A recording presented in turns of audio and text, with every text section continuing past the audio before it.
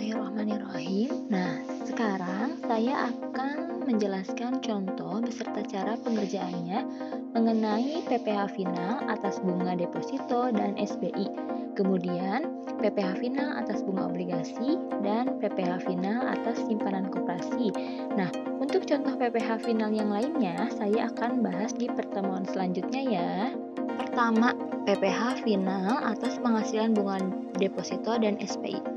Contoh kasusnya, Aditya menyimpan uang di Bank ABC dalam bentuk deposito sebesar 100 juta rupiah dengan tingkat bunga 12% per tahun. Atas deposito tersebut, Aditya menerima bunga setiap bulannya sebesar 1 juta rupiah. Berapakah besaran pajak yang harus dibayarkan atas bunga deposito yang didapatkan oleh Aditya? Penyelesaian dari soal yang tadi, kita harus mengetahui terlebih dahulu tarif atas bunga deposito. Tarif atas bunga deposito yaitu 20%. Kemudian tinggal kita kalikan dengan jumlah bunga deposito yang diterima oleh Aditya. Jadi 20% dikali 1 juta sama dengan 200.000. Artinya, Bank ABC memotong pajak sebesar 200.000 per bulan. Nah, total pendapatan bunga yang diterima oleh Aditya yaitu sebesar 1 juta dikurangi 200.000 sama dengan 800.000.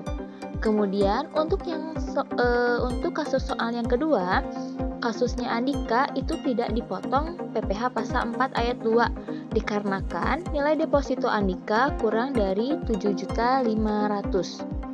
Untuk soal yang ketiga ini, pengerjaannya sama seperti contoh soal yang pertama, yaitu kita tentukan tarif PPh atas bunga tabungan, kemudian dikalikan dengan jumlah bunga yang diterimanya.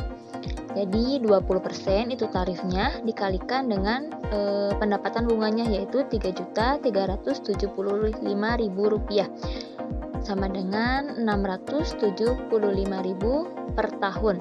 Jadi jika dipertahunkan tinggal mengalikannya 675.000 dikali dengan 12 bulan. Maka untuk pajak per tahun untuk soal yang ketiga itu didapatkan 8.100.000. Untuk contoh yang keempat ini yaitu mengenai pendapatan bunga dari SBI atau Sertifikat Bank Indonesia.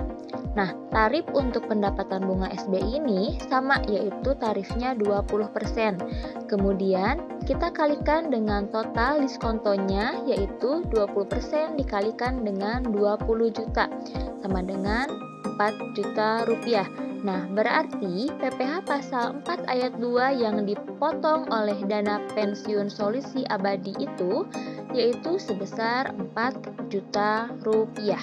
Sekarang kita masuk ke dalam contoh yang kedua. Kalau yang tadi kan tentang PPh final atas penghasilan bunga deposito dan SBI. Nah, yang selanjutnya ini kita akan membahas mengenai contoh dan penyelesaian dari PPh final atas bunga obligasi. Contoh soal yang pertama, pada tanggal 1 Juli tahun 2011, PT ABC menerbitkan obligasi dengan kupon atau interest burning bond dengan nilai nominal 10 juta per lembar. Jangka waktu obligasi selama 5 tahun, jatuh tempo tanggal 1 Juli 2016. Bunga tetap sebesar 16% per tahun, jatuh tempo bunga setiap tanggal 30 Juni dan 31 Desember. Penerbitan perdana tercatat di Bursa Efek Indonesia atau BEI. Nah, kita akan menjawab dari soal yang tadi.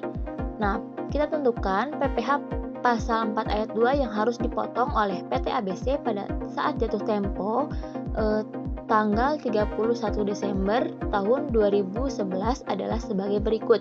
Yang pertama, kita tentukan dulu bunganya untuk tanggal 31 Desembernya, yaitu dengan cara 6/12.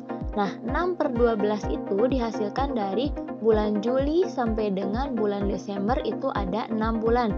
Juli, kemudian Agustus, September, Oktober, November, dan Desember itu ada 6 bulan. Jadi 6/12 dikalikan dengan 16% yang tadi bunga tetap sebesar 16% per tahun dikalikan dengan nilai nominal obligasinya, kemudian dikalikan dengan 10 lembar sahamnya, yaitu sama dengan 8 juta rupiah. Jadi itu kita menghitung bunga per tanggal 31 Desember 2011.